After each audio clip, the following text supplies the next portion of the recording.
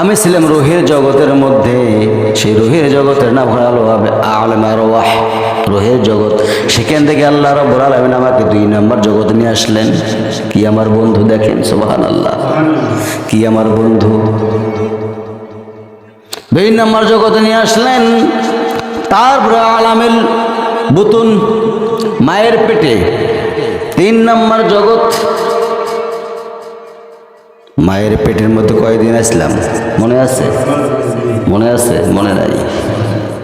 আমার ভাইয়েরা, সেখানে আল্লাহ রাব্বুল আলামিন সামান্য 1 ফোঁটা পানির দ্বারা আমাকে এত বড় করলেন। বলি সুবহানাল্লাহ। লম্বা কথায় যাব না, ঠোকা মারতেছি, ঠিক কিনা? 2 নম্বর বন্ধু বানাবো। ইন্নামা ওয়ালিয়্যুকুমুল্লাহ বলছি কিন্তু আমি, ওয়া রাসূলুহু মুহাম্মদ সাল্লাল্লাহু।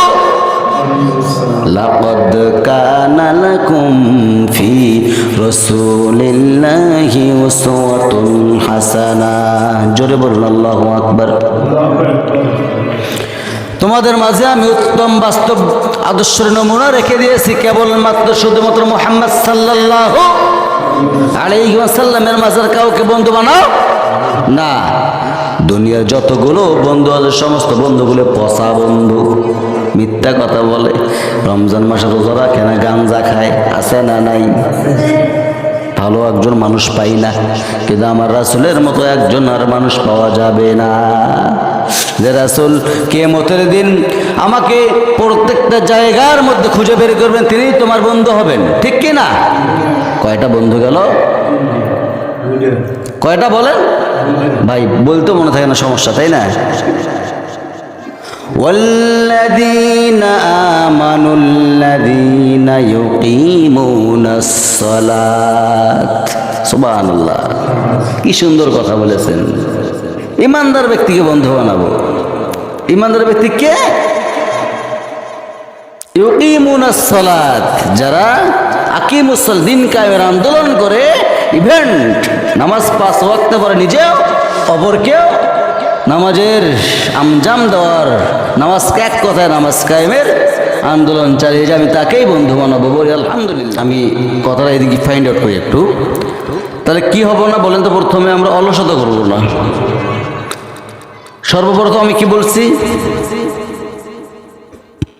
আব্দুল্লাহ ইবনে মাকতুম রাদিয়াল্লাহু তাআলা আনহু, অন্ধ সাহাবী, সে যদি অন্ধ হয়ে শাহাদাতের নজরানা পাওয়ার জন্য এত কিছু করতে পারে, আল্লাহ রাসূল অনুমতি দিলেন না। শেষ পর্যায়ে দ্বিতীয় খলিফার আমলে, কার আমলে? দ্বিতীয় খলিফার আমলে, হযরত ওমর রাদিয়াল্লাহু তাআলা আনহুর আমলে, শাসন আমলে একটু চান্স পাইলেন। ওই চান্সে উনি শহীদ হয়ে গেলেন। বলি সুবহানাল্লাহ। তাহলে আমরা তো আঙ্গুল চুষলেই হবে? আমরা তো আঙ্গুলে চুষতেছি। আমাদের জাতি ভাই ইরান একজন লিডারকে মেরেই ফেললো মুসলমানদের। কে ওই লোকটা? কে? Ayatollah Khamenei. লোকটা কি খারাপ দেখতে? মনে হয় কি সুন্দর দেখতে। হ্যাঁ, দলমত নির্বিশেষে মানুষের মতদক্ষ থাকতেই পারে, সেই বলে তো তারা মুসলমান। বিশ্বাস করতে হবে, ইরান যে বাংলাদেশকে সাপোর্ট দেয়, এক কথা মুসলিম রাষ্ট্রগুলোকে যেভাবে সাপোর্ট দেয়, এইভাবে সাপোর্ট যদি অন্য রাষ্ট্রগুলো দিত, মুসলিম রাষ্ট্র যতগুলো আছে, বাংলাদেশ এতদিনে কালিমার পতাকা উড্ডীন হয়ে যেত। বলি সুবহানাল্লাহ। সেই আয়াতুল্লাহ খামেনি কে হত্যা করলো বলেন? কে হত্যা করলো? Donald Trump. ড্রাম না ড্রাম, ওটা ওই ড্রামের মতো দেখা যায়। কি যেন নাম ওটা? জি, নেতা নিহত। নিহত হইবি তো, ওটা নেতা নিহত ওর নাম। আমি বলি নেতা নিহত, বেয়া খুব একটা।